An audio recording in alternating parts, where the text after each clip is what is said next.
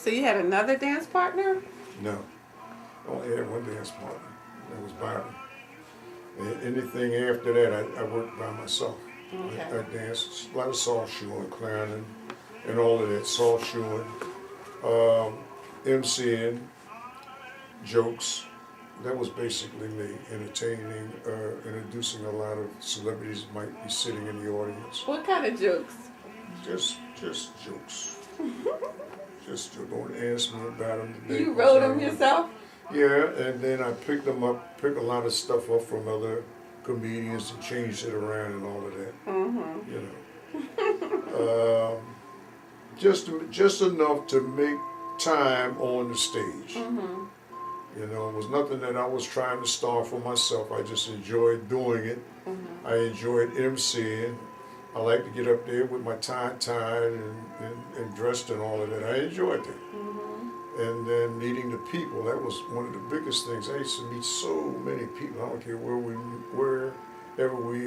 wherever I entertained, I met a lot of people.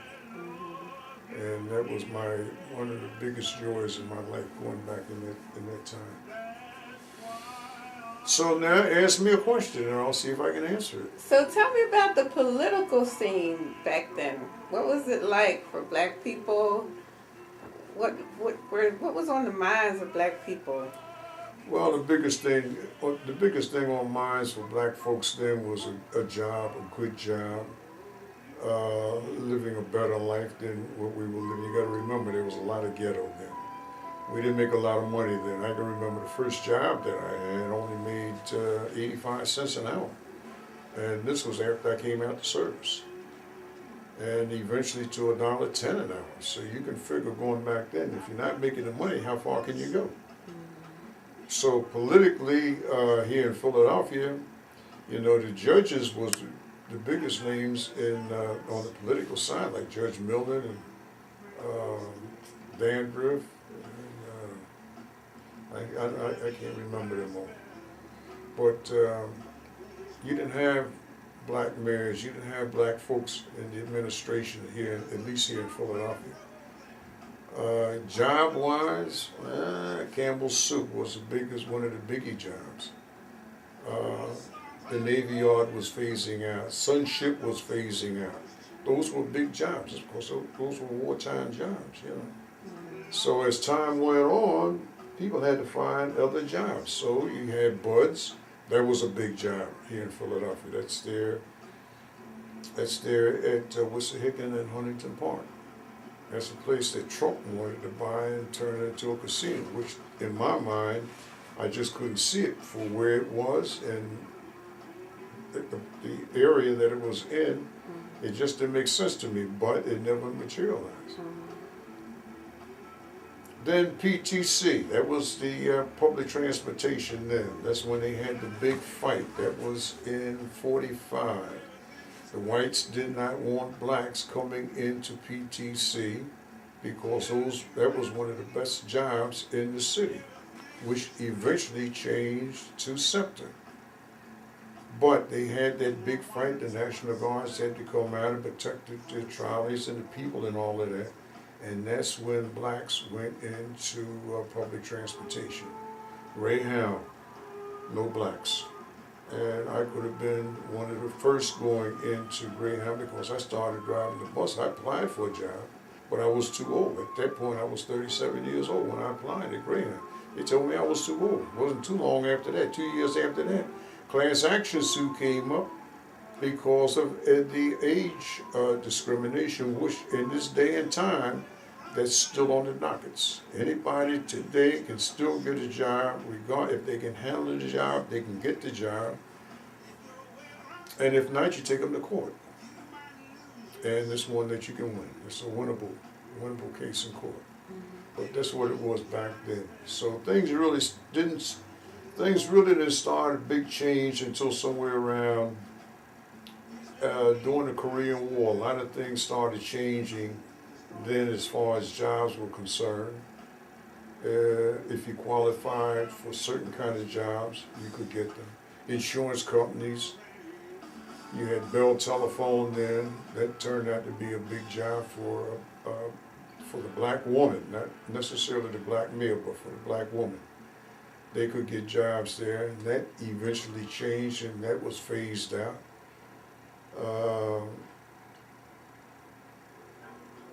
Hospital jobs such as nursing and all of that, eventually you had to go to school and graduate and all that into registered nursing.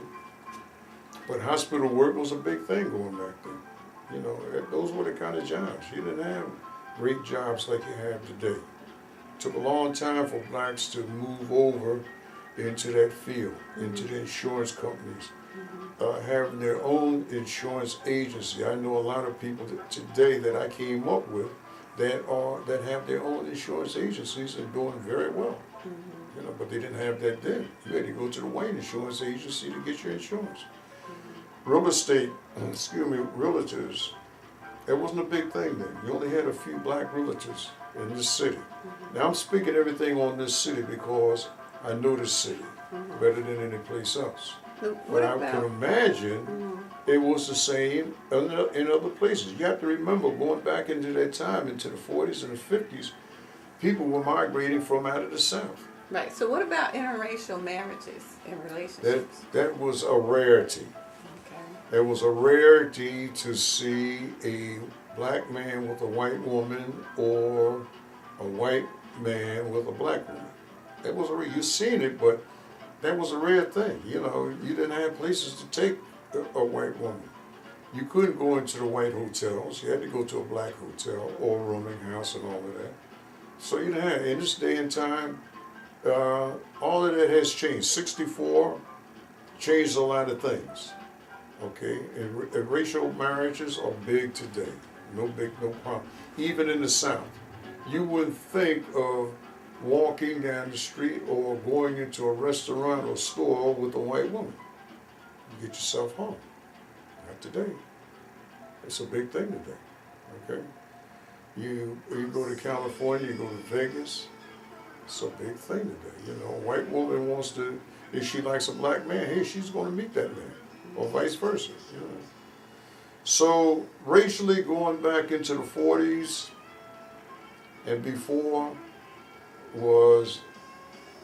it's something that you didn't see. Now, New York was altogether different. You had mostly entertainers, the black musicians. The white women wanted to meet them and know them.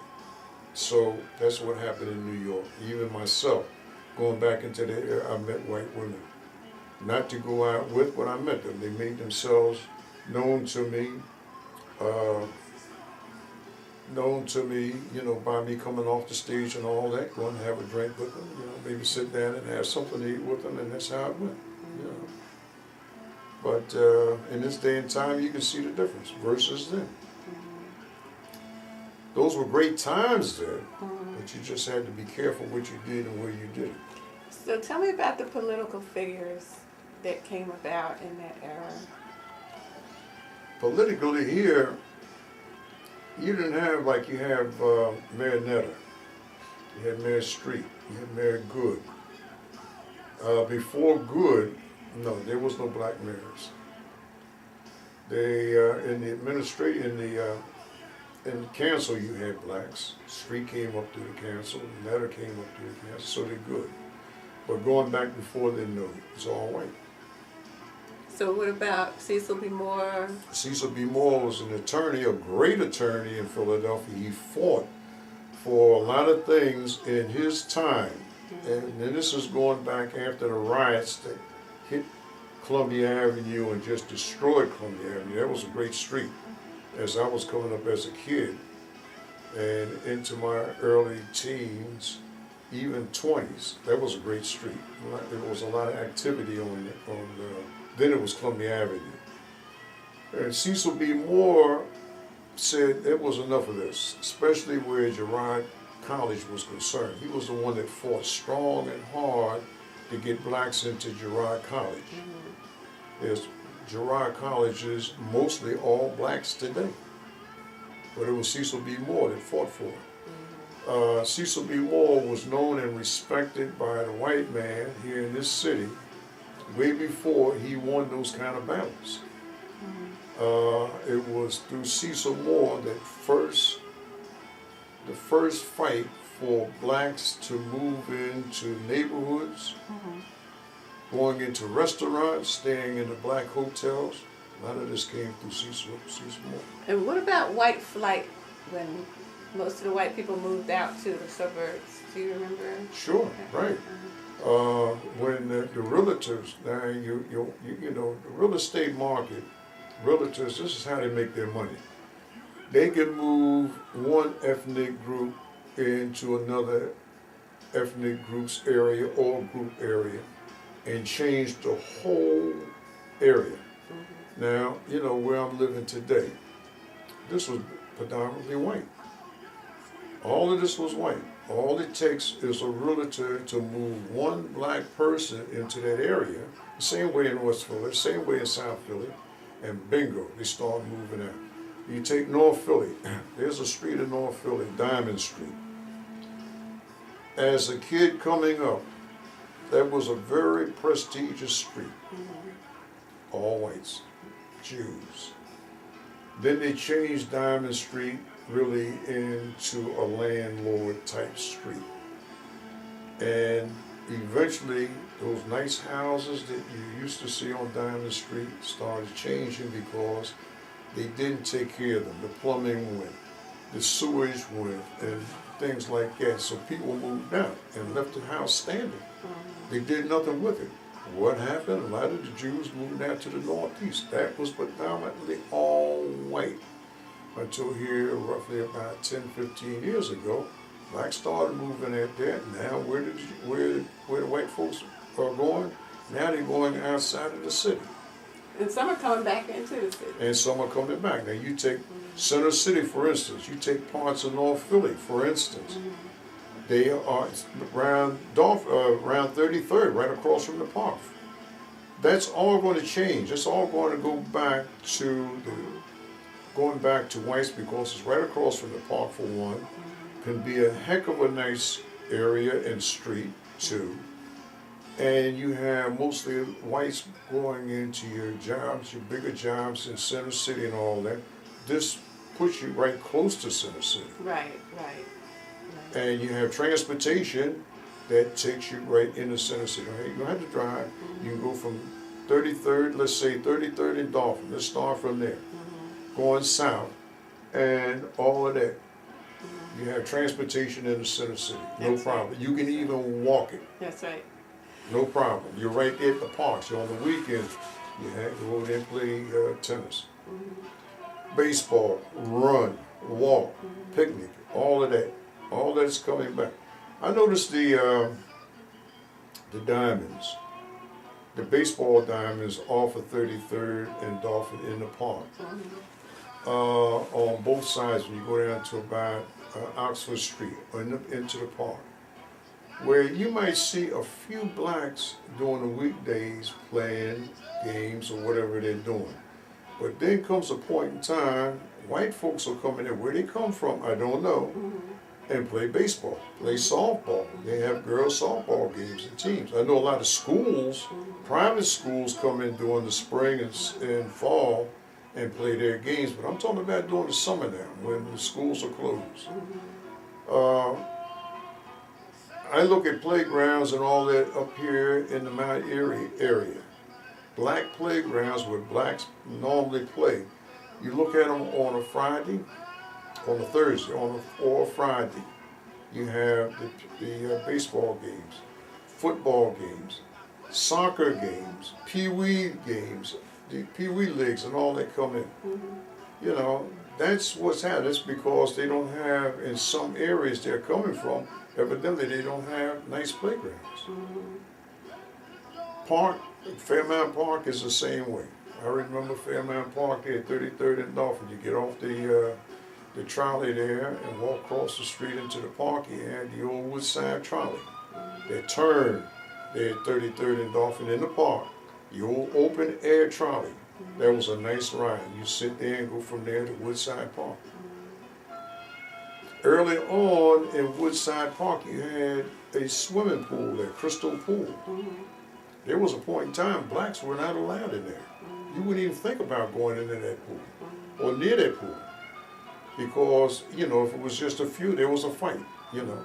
But then all of that changed, and this all changed in and around before the Korean War, which is a point in time I went into the service. That's when Crystal Pool opened up for blacks. Then it didn't stay open long because the white man said, no, it's enough of this. They've taken over the pool. Now what is there now? An apartment complex where the old Crystal Pool. So what do you do now as far as going out and trying to revive the fun that you had back then? Do you do anything? Do you meet up with anybody? Talk about old days? Every now and then I run into somebody. Interesting thing happened here about a year ago. I was in Center City and I was on Chestnut Street, just walking, looking and whatnot. And this was an older couple that walked up to me and said, sir,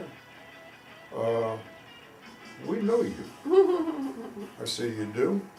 I said, well, if you know me right now, and I'm not trying to be smart or anything, I don't know you.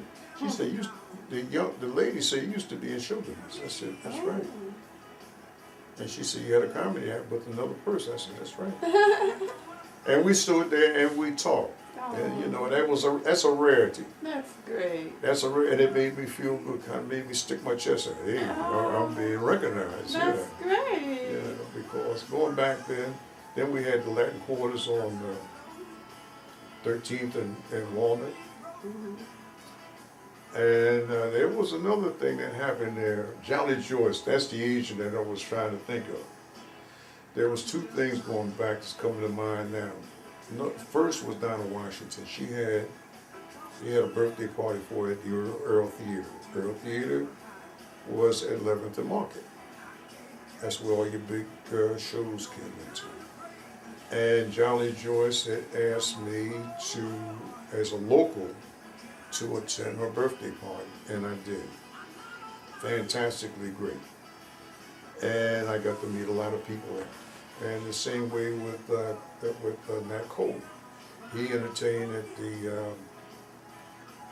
the old Latin Casino, which is there now, is a Holiday Inn at 13th, between 13th and Broad on Walnut.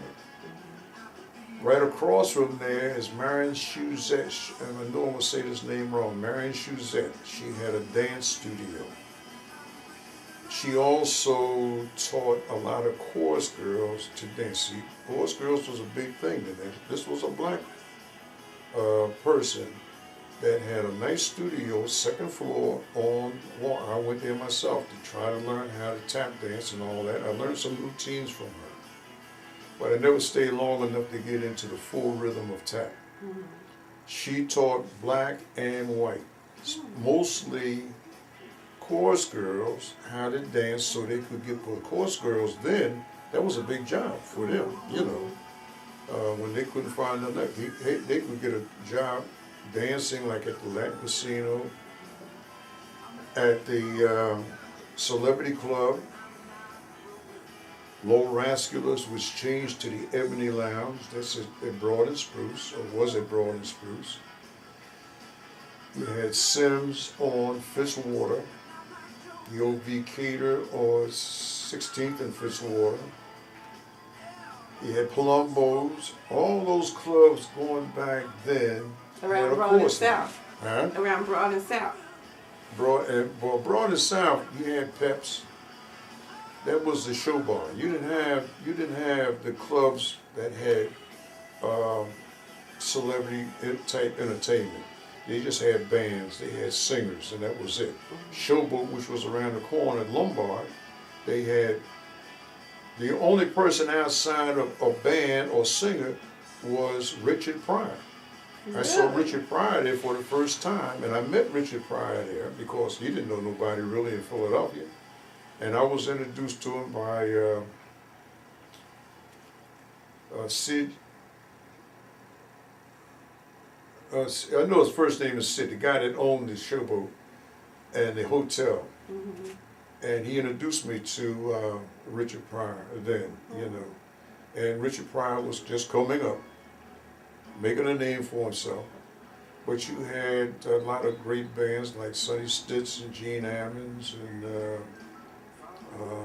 different groups like that. I remember Billy Eckstein singing there. You know, same way with Peps. Peps that was a show bar. Broad and South, that was it. When you got off of South Street, there was not too much until you got down to Fitzwater. That's going south. You had the Royal Theater, which had shows going back in the 20s and somewhere in the 30s. They had shows and eventually always had great movies there. But they had the Parisian,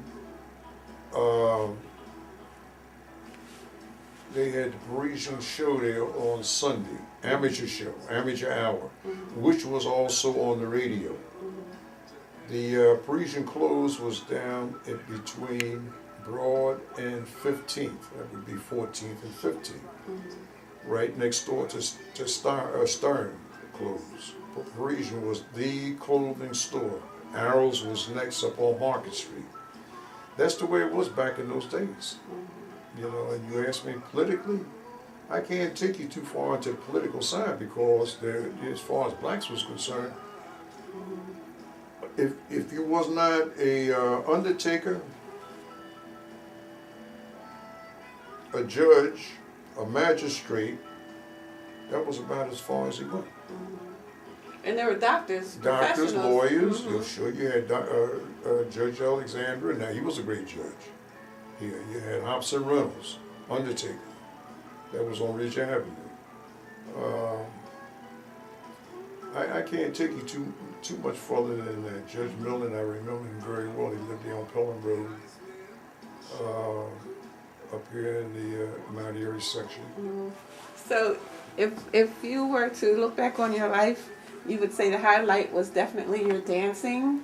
Was in show business because I met so many nice people, so many great people, black and white.